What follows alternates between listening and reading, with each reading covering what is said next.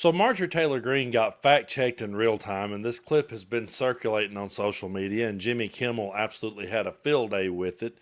I can't imagine what it would be like to be a comedian and have this kind of content. I mean, we try to approach it, from the perspective of let's react to this and talk about the world circling the drain. But if you're a comedian and you deal in satire, you really don't have to worry about writing it. You don't have to hire any writers. All you have to do is hire some actors who could just, regurgitate it, because that's how crazy the world has become. And if you just want to play a clip of Marjorie Taylor Greene, the audience will laugh.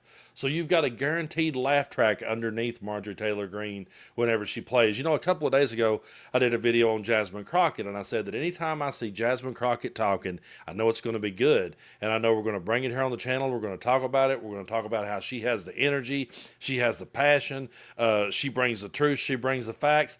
It's the exact opposite with Marjorie Taylor Greene. Whenever I see a clip of Marjorie Taylor Greene, I say, oh, this is going to be so stupid. This is going to be brain rot. But we're going to have to talk about it because there's so many people out there that buys into this brain rot. So I'm going to play the clip of her trying to show a doctored image, trying to make a point, and she gets fact-checked in real time right to her face. Take a look. Now, one big fight, Martha, has been over a picture of the chairman. Chairwoman Marjorie Taylor Greene actually brought it up during the hearing, and Democrats said this was a big misrepresentation. Watch this. Mr. Lefelt came in here today saying that this is game day. You're right, Mr. Lefelt. This is game day. The document that you have up behind you is a misrepresentation of the actual post.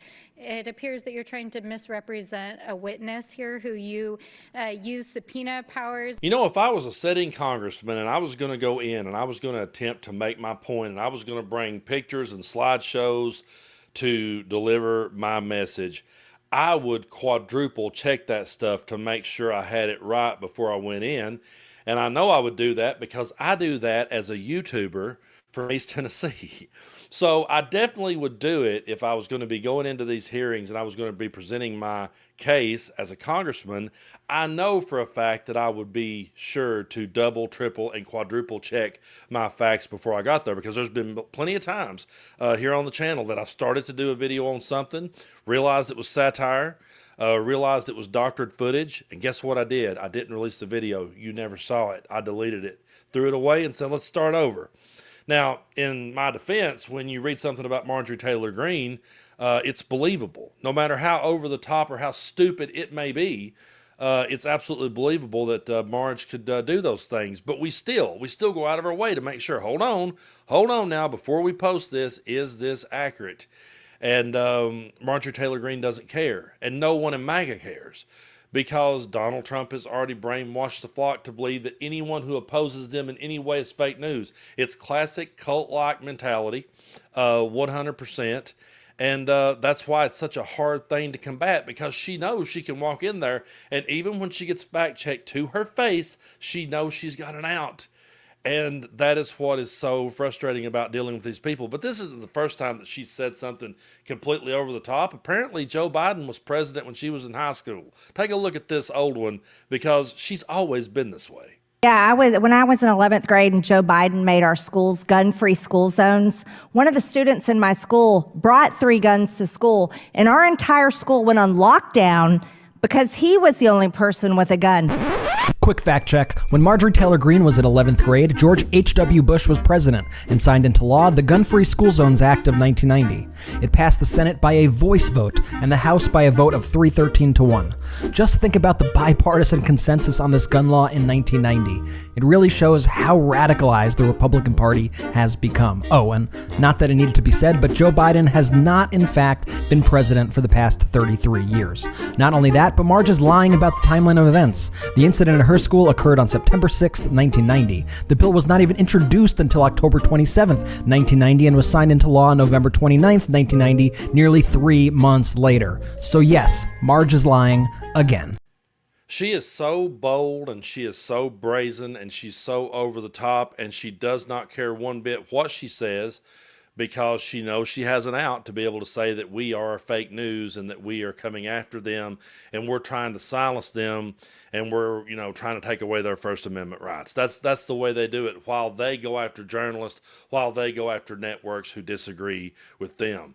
And I found out a statistic the other day that really kind of made me stop and pause, and it's something I'm sure I'll be talking about in future videos. But Donald Trump has hired 23 employees from Fox News to now work for him. 23 people from Fox News. Think about that for a minute. And they want to set and demonize every other news outlet, every other journalist out there. They want to threaten to lock up journalists and prosecute journalists just for reporting the news. But yet they have 23 people now working for Trump from Fox News. You want to talk about, state-run television. This is television-run state. And the reason they do this is Donald Trump's absolute dream. This is a dictator's dream come true, to have a news network that is absolutely their arm and says exactly what they want, which Fox News has always been that. And see, then anytime Karl Rove goes out there and he says something bad about Donald Trump or anyone on Fox News, Trump can chime in and go, failing Fox News, but yet he always goes back and uses them. And that type of mental gymnastics that I just displayed right there of, okay, I don't need Karl Rove from the fake Fox News. He can say that, and then people say, see there, Brando? He ain't got nothing to do with Fox News. See there, Brando? He don't even like them. He ain't got nothing to do with that. It's the same thing they said about Project 2025 when we tried to warn them, when we tried to show them clip after clip after clip. When we printed it off and read it to them, it still didn't work because Trump said, oh, I'm not about that, and they believed it. So all he has to do is every so often he will criticize Fox News just enough to where they'll say, see, they already criticized them, Brando. He don't go for them. But 23 people from Fox News have been hired to work for Trump. Think about that. That is absolutely, people will say I'm hyperbolic, but I never wanted to live in North Korea. Okay, I never wanted to live there. I wanted to live in a land of a free press, and I wanted to live in a land of accountability. And when someone like that, in any other era, I say this so many times in my videos, but it's the truth, folks. In any other era in time, any other moment in time, that move right there, Marjorie Taylor Greene holding up that picture and then having it debunked right in front of her face, any other time in American history, she would lose her job. Dan Quayle just told a kid to put an E, the vice president under George H.W. Bush, told the kid to put an E on the end of potato, and he got laughed out of the room. That was the end of his career. He had no hopes for ever running for president or nothing after that.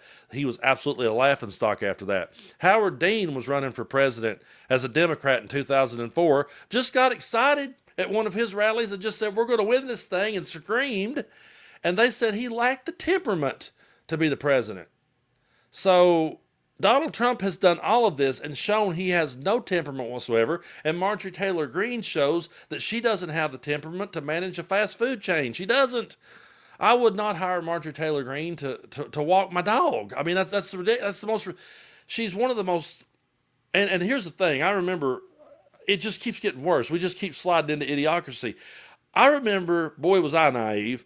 At the end of the Bush administration, as it's coming to an end, and I see Barack Obama picking up steam. Oh, wow.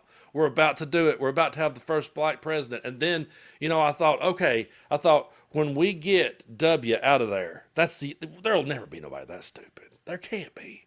But then they marched out Sarah Palin. And I was like, what the crap? So wait a minute. If McCain wins this, we're stuck with that? So then it was like Michelle Bachmann and just all the other people that gave Saturday Night Live all sorts of good material.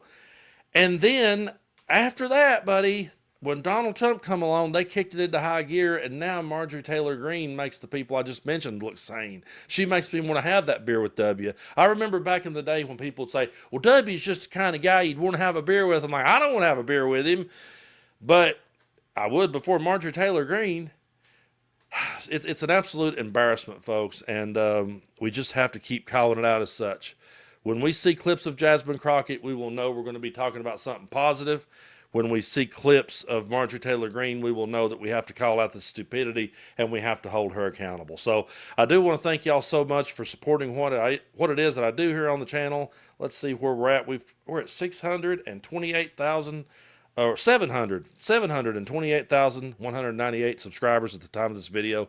I truly appreciate it. We're headed toward 800. I do believe we can get to 1 million before the end of the year. So if you haven't already, hit that subscribe button. It doesn't cost anything to do so. And help us get there. I really do appreciate your support. And if you ever do want to contribute a few bucks, we do have Patreon. It is in the description, the link's in the description of this video. And over there, I've been doing some content, kind of getting away from the politics a little bit. We've been talking about music and playing some music, and I've reviewed cigars and lit up the grill and done some barbecue. And we've just done different things there to kind of give people a break from it. So to kind of give you an idea of what we may do, yesterday, what we may do over on Patreon. Yesterday, I played a show, first one I've played out in public in over a year, and I had a great time. It was down in Knoxville, Tennessee. Shout out to the festival down there. It was great. Had a good time. While I was there, I met Cynthia from Burning Moon Studios, and she gave me some of her drawings. And folks, these are unreal. So this one is of Trump. I mean, you can see his face there, and this is really cool. She said this is how that he pretty much makes us all feel in the moment. And that's really good.